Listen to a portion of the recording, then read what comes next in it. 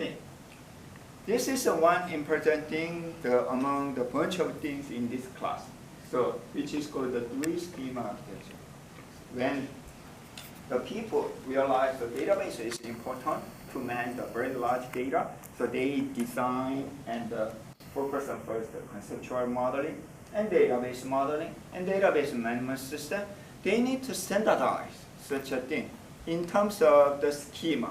So they define the three schema architecture. It's the ANSI standard, American and National Standard Institution. Like there is a standard in the America, it's the ANSI standard. So they define that to build a database, there are three schema. So one is conceptual schema.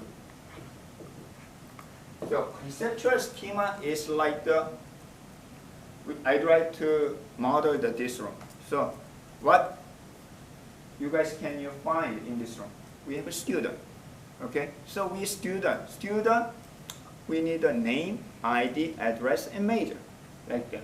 It's a conceptual level design in your mind. Okay, then what else? So we have the kind of inventory. There is a table and the desk and the podium and the moving table and so on. And third one, we have the computer system. So you can design conceptually such the things in your database. That is conceptual schema. Then conceptual schema is like this one. Okay. So our goal of the database design is focusing on the conceptual schema. Then eventually that conceptual schema is created on computer system. So for example, the student schema. The student has name, ID, and address, and the major. When you create the database, how does the computer system, computer, PC, server, whatever, your laptop, how does the computer create the student? With other forms of data? What kind of data? We don't know details. So think about when you create any file, text file. Do you know what's the inside? Somewhere on your laptop, probably there might be 0101, and it's not even the one file. It's separated, spread out your SSD or the hard disk drive. But we don't care. We don't know where it is. Who is in charge of that? Your file system. If we are using NTFS, if we are using ext, so there is a file system. Operating system is in charge of that. Similarly, when you create the student table inside the database, there might be structure, internal structure, but we don't know. We don't have to know such a detail. So that is called the internal schema. So when you design the database, the user focus on the conceptual schema. Our goal is to design the conceptual schema. Using SQL, when you create the database, physically it will be created inside your computer using DBMS, MySQL. So internal schema, who is in charge of such an internal schema? Do I need to know? No, I do not know even. I'm teaching database, I do not know detail. Who is in charge of it? Each vendor, company. Oracle know their own. Even though you create the same student table, depending on your DBMS, it can be different way to store the file, the table. Okay?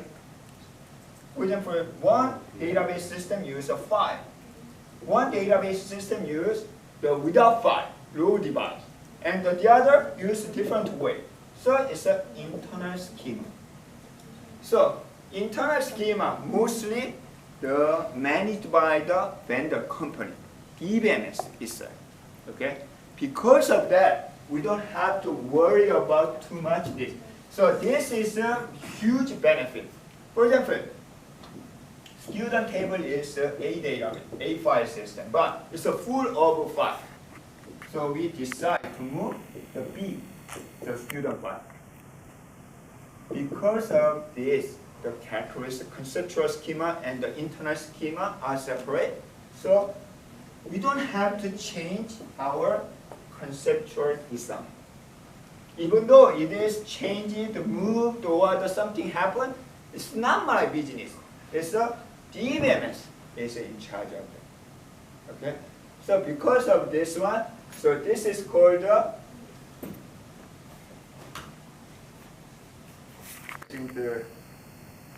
physical database, the physical database independence.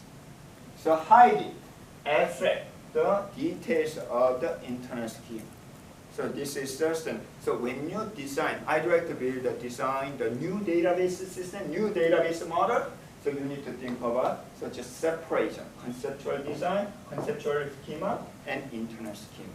Then there's one more level of schema, which is called external schema. So I think that I gave you the example of the student. So at the university, student database is the most important the information data. Then student, we have the student information. But what about the payroll office? They need the student information. What about the advisor? Advisor need the student information. And everyone needs the student information, but it's different. Payroll office, they need the social security number. The academic advisor, they need academic information. And you're the dean of student need your profile information. And I need the grading. So, do I need to create the separate the student table? No, that will be the kind of duplication and overhead. Instead, we can create the one conceptual schema, but it can be viewed differently. So it's called the external schema. It's called the view, different view of this. So database supports such a different view of conceptual schema, which is called the external schema. Like this. So external view of schema. 3 levels of the schema architecture for the database. So what we are going to focus on in this database design is this conceptual level schema. Then not too much, but it would be better if you know how internally the data are organized in database system. So I will introduce the file structure, indexing structure, and some, yes, as a part of the internal schema. Then like to think about my query, my selection is very, very slow. It was okay yesterday, but today is very slow, which is a common problem in the database system. Probably something wrong or something happened internally. If you do not understand how your data is organized internally, no way to find. Nowadays, if you are using the cloud computing service, it's fully managed, so they will be in charge of that. But still, big company and even the medium-sized company, they try to keep their own database, the in-house data center. So they hire database administrator or operator to manage their own data. At the time, it's better know how the internally data is organized. So we will see some more details of such an internal schema later during the indexing and the file system. Okay.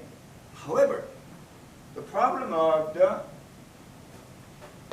these three layer of the architecture is how do you connect? It's the communication. Okay. So communication, the conceptual schema to the internal schema, we are going to use SQL language. And also external and the conceptual schema, we are going to use also SQL. Through the SQL language, we can communicate each other layer.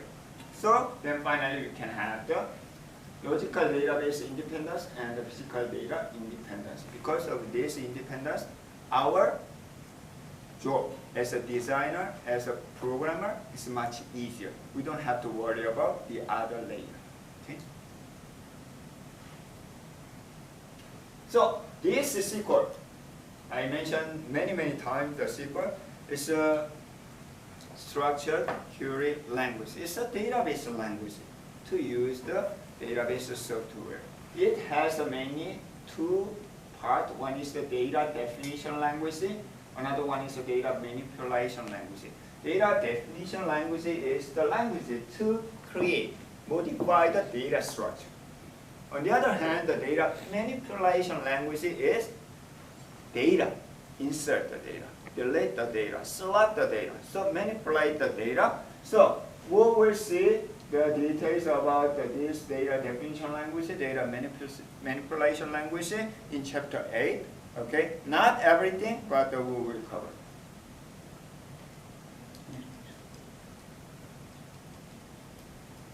We will see more details about the database programming and so on. Okay.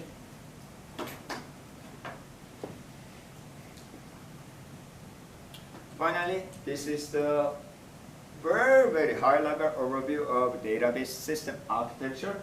You can see the database, DBMS, database management system, has not only SQL, but it has a lot of the components, including query, compiler, and optimizer. Query is the language for database, which means it should be compiled. The computer doesn't understand the SQL, so we need to compile. So such a is called the interpreter. SQL compiler, query compiler, or interpreter is inside one of the part of the DBMS system. And also, optimizer means is we need a very fast, efficient the query. So we need to optimize. So that optimizer engine is also part of it. And also database programming. I try to use the Java to connect the database, and Java is different from the database language, the database system. So it should be compiled and connected. So like this one. And what if we have the many users of database system? It will be conflict. So we need to manage the number of users, number of transactions, which is called the transaction management. And also it has the file system, internal schema, file system structure, and also indexing structure, and many other structures. So overall, so we cannot cover each and every details of the component of a database. Instead, we will see some of them, including the query processing and query optimizer, transaction management, the file and the indexing structure in this class. Okay, so then pretty much we can cover the most of the. This is also important. If we have a time, we can go over, but I don't really have enough time. So, however, throughout the semester, whenever we need, I try to introduce what is a centralized and what is the two-tier, the three-tier nowadays, the cloud-based computing environment later. Okay.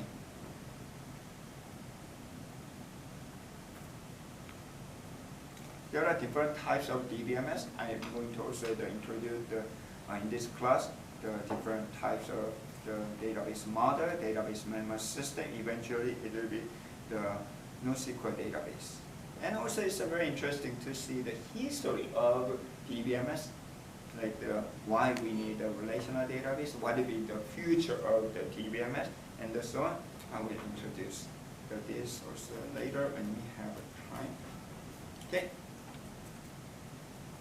That's the end of the chapter 2.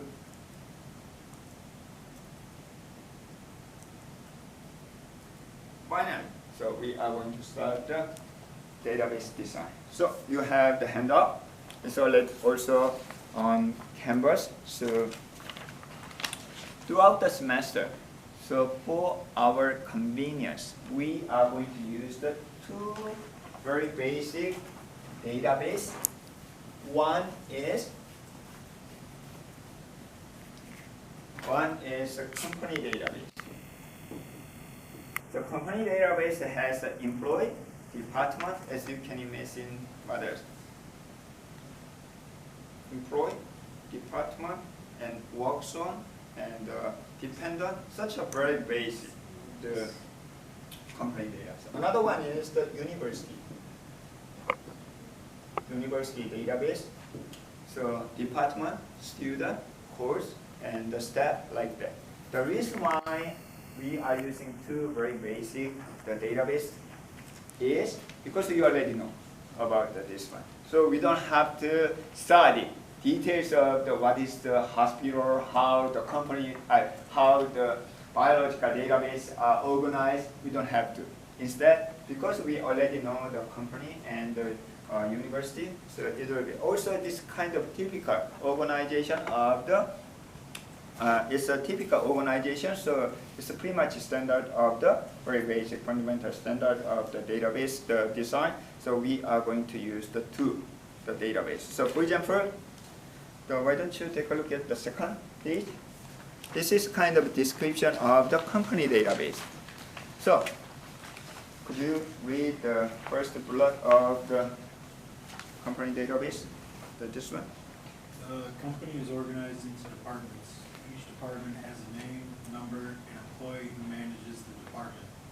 Keep track of the start date of the department manager. The department may have several locations. Very nice. So anyone who cannot understand this several sentence, everybody can understand. So that's the reason we are using this company database.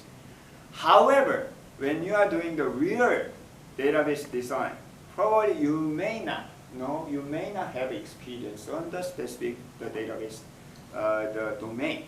Like for example, I joined the marketing company, so you need to research on how marketing business are going on, whether the customer needs this information, this one. So you should know such a domain before you start the database design.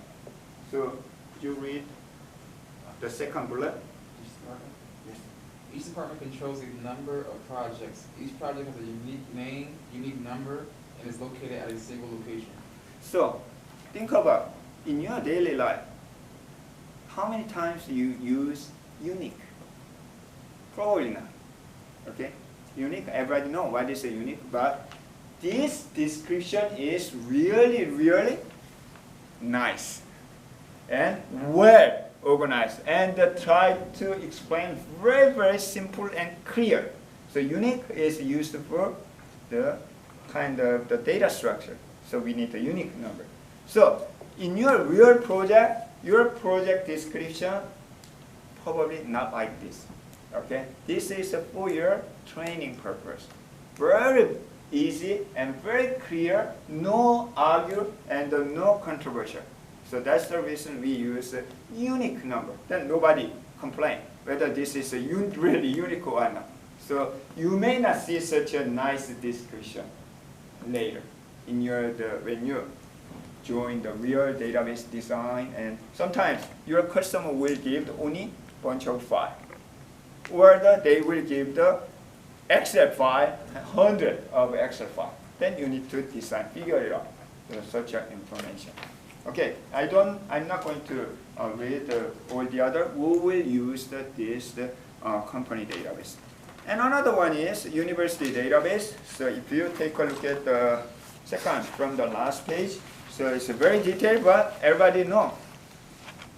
Okay, but as I said, nobody mentioned about the specific, for example, in the second paragraph, the third line, specific attribute of faculty are rank, assistant, associate. No. No customer actually provide a very detailed, nice information to you. Instead, you need to find such a name of even the entity and name of attribute, name of information, or their characteristic from information. That's your main job. That's the difficulty that need experience also. Okay, but for the main purpose, how to design, how to use the ER, entity relation, and database model, relational database model, that's our main purpose. We are going to use this simple database. Okay, let's go back to the first page. Okay, that is this one. I like this diagram. This diagram shows what we need to do in this class. I will give 1 minute to see and understand this diagram or your first page.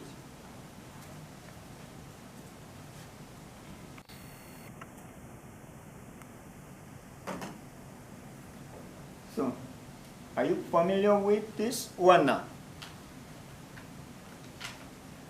No? Yes?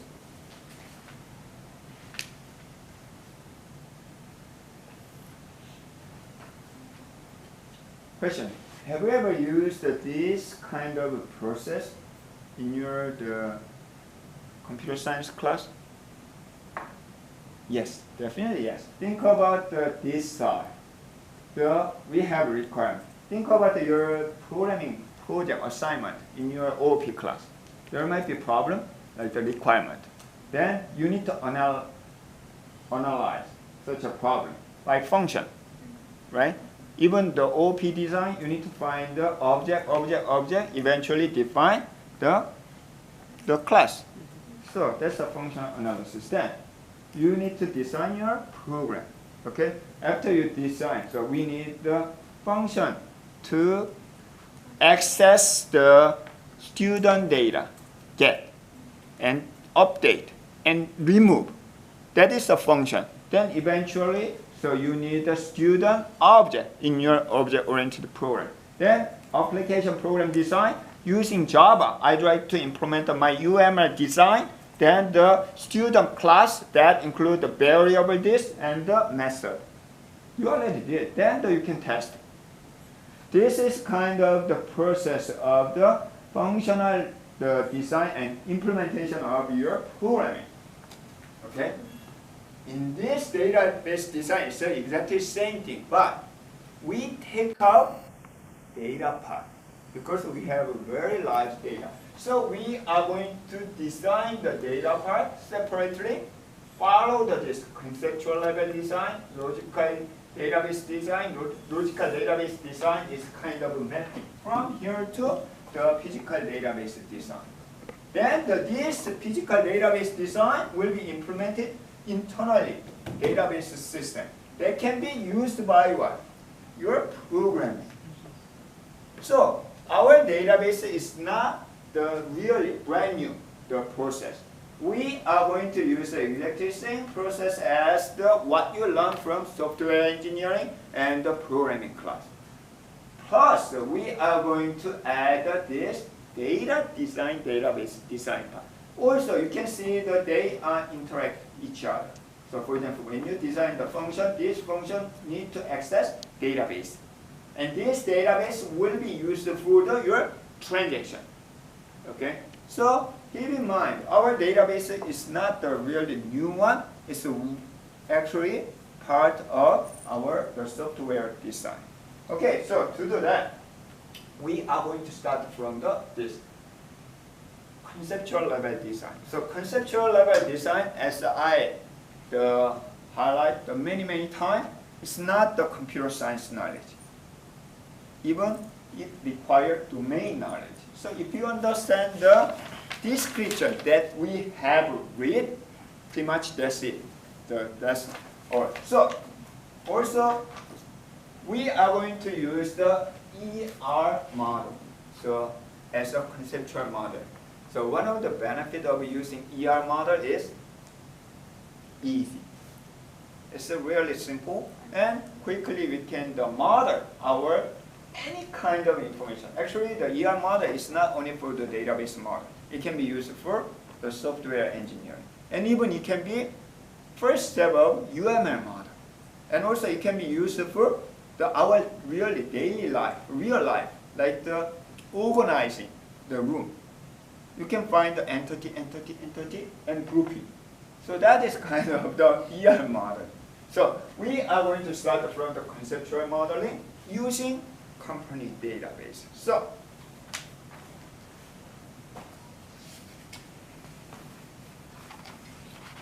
first step of the ER modeling is, as you can imagine, it's an entity. Before we start, what is the entity? Structure. Student name? Structure. Structure? Entity? If you search the Google or the dictionary, oh, by the way, So nowadays, Google is better than any professor. So if you cannot find the answer versus searching the Google, then you will get. So whatever. So entity, if you search the dictionary, entity is the kind of existing things. Okay, something. So it's very hard to say, but it's a real thing. So real thing does not mean it's a visible thing, it's an existing. Okay? For example, I'd like to design the company there. In a company, what can be entity?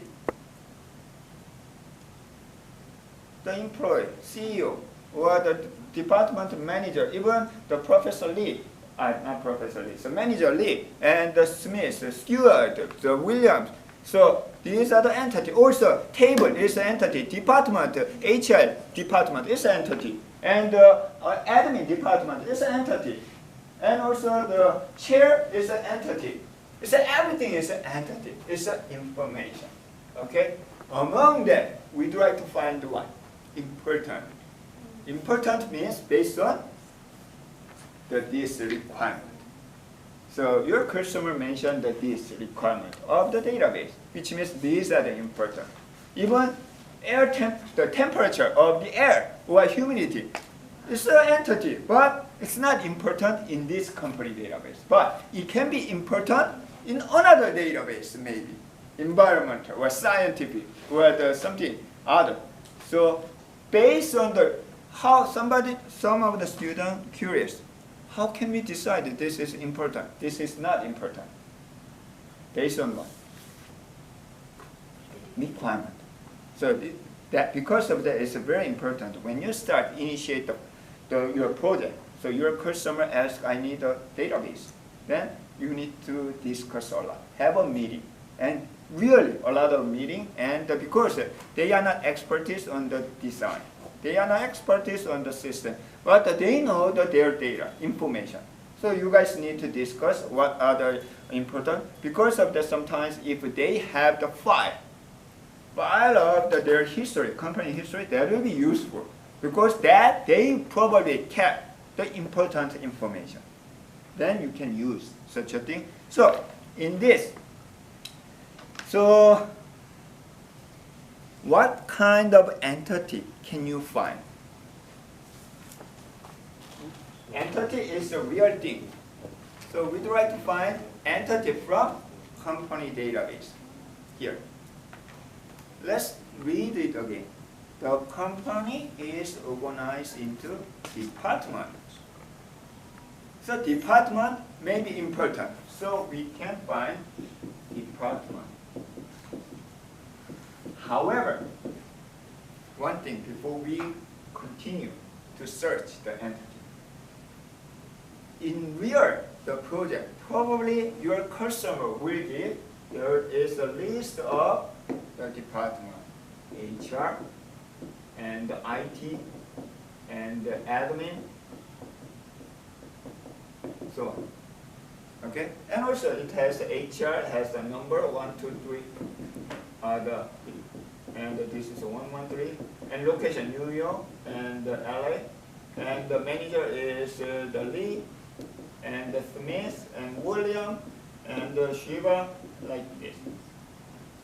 At this time, as a designer, you can find this is one entity, real existing thing, HR department. This is another important thing, okay? Entity. This is the entity, and this is the entity. Definitely, there might be another entity like the Lee and the ID, social security number, or address, the Bridgeport. This might be the entity. And also chair, inventory, entity. So we can find really many entities, but what we are interested in is entities, group of entity. Why? They are example of what? Department.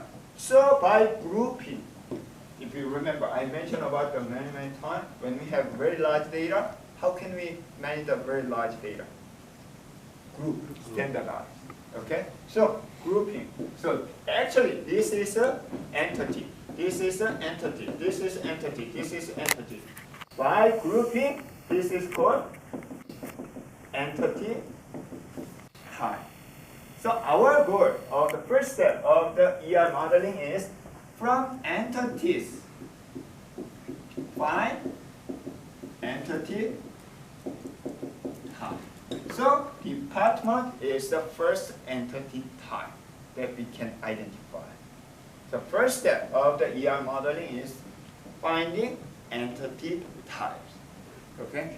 So, however, when you read the database design textbook or the internet source wiki, you may see the entities rather than entity type. Because entity type is almost similar. So sometimes we can use entity rather than entity type. So when I'm saying from now on entity, that means entity type. So interchangeably. However, in the exam, maybe I'm going to ask what is the difference between entity and entity type. You know that. So think about this one. If you have 1, 2, 3, each one has a natural number, integer number. Then we can define A as the integer data type. Data type means it's the data structure eventually later. So it represents the structure of this number. Similarly, entity type is kind of representation of the entity. It's kind of standardized. Okay, so that is the department. Any questions? Good. So this customer is very, very nice and generous and understanding the modeling. So department is the first entity type or entity.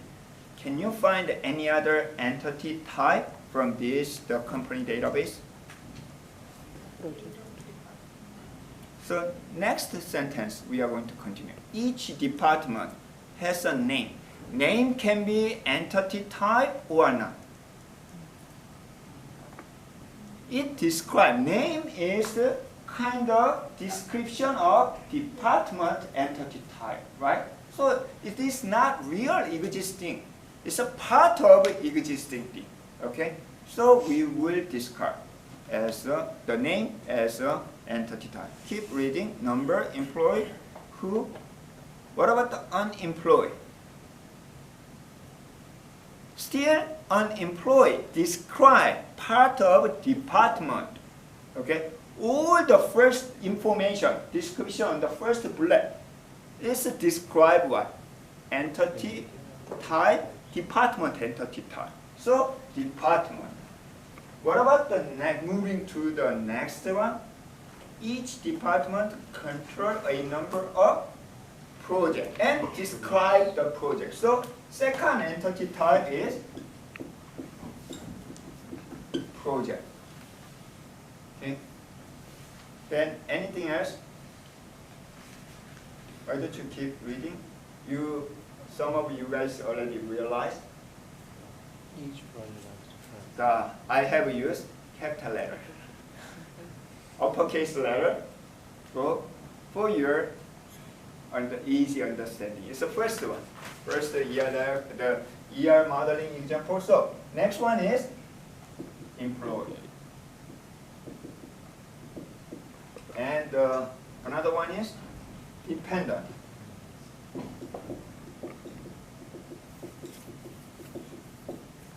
So we have the 4 entity types. How can we find the entity type? First, you should actually have the data, real data, and then